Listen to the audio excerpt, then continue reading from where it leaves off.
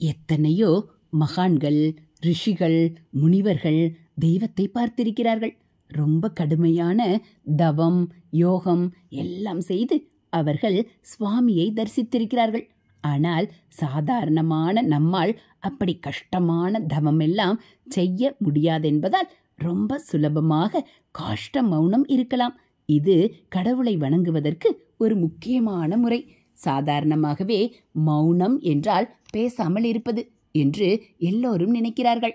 ஆனால் பேசாமல் இருப்பது மட்டுமல்ல, மனதை எண்ணமற்ற நிலையில் வைத்துக்கொள்ளும் ஒரு செயல்முறைதான் மௌனம். எல்லா புலன்களையும் நம் கட்டுப்பாட்டில் வைத்துக்கொண்டு எந்த ஒரு அங்கமும் தானாகவே கூட அசையாமல் இருக்க வேண்டும்.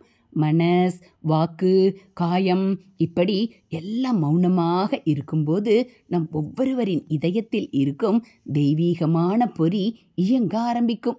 அதுவே பரமாத்மாவை நாம் பூரணமாக அனுபவிக்க உதவும்.